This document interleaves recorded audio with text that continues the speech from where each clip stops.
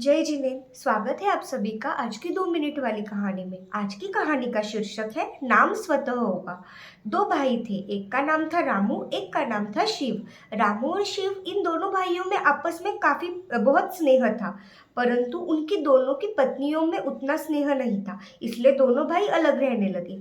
रामू की पत्नी का नाम था सुशीला, जो पतिव्रता थी, पति की हर एक बात मानती थी और पति का बहुत आदर करती थी। और शिव की पत्नी का नाम था गंगा, जो पति की बात नहीं मानती थी, हर वक्त झगड़ती रहती थी। एक बार रामू काम से थक कर घर पे आया। उस समय उसकी पत्नी सुशीला बाजरा कूट रही थी और बाजरा कूटते कूटते अचानक से जब रामू घर आया, रामू ने बोला कि मुझे थोड़ा ठंडा पानी पिला दो। सुशीला तभी उठी और उसने पानी लाया और पिला दिया। तब उसने देखा कि बाजरा जो कूटने का जो मुसल थी वो वैसी ही खड़ी थी। अब ये बात गंगा ने भी देखी। गंगा ने पूछा कि ये मुसल वैसी खड़ी कैसे है। तो सुशीला ने बताया, यदि तुम पतिव्रता होगी, यदि तुम पति धर्म में निभाओगी तो सारी चीजें वैसी ही होती जाएगी। उसने पूछा कि पति धर्म क्या होता है। उसने बताया कि पति की तन मन से सेवा करना, पति की आज्ञा का पालन करना, पति को आदर देना, यही पतिव्रत है।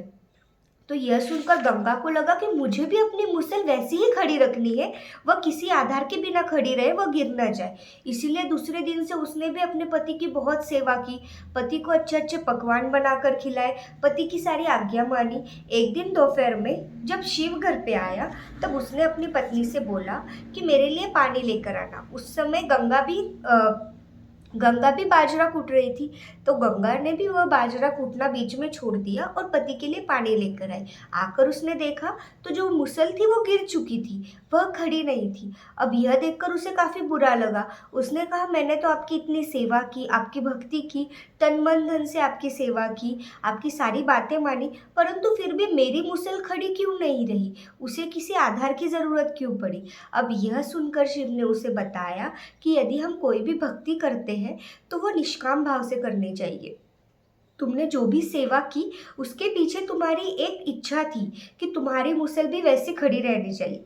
यदि तुम किसी फल की अपेक्षा के बिना सेवा करती तो उसका फल तुम्हें जरूर मिलता। इसीलिए हमें कोई भी काम वह बिना आशा के करना चाहिए, कोई भी भक्ति बिना आशा के करनी चाहिए। यदि हम बदले में उसके कुछ मांगते हैं तो वह भक्ति निष्काम है, तो वह भक्ति, उस भक्ति का कोई फल नहीं मिलेगा।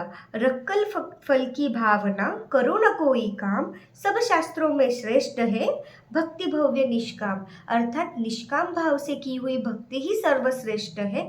इसलिए हम भी किसी अपेक्षा के बिना निष्काम भाव से भक्ति करें। इसी मंगल भावना से विराम देती हूँ। जय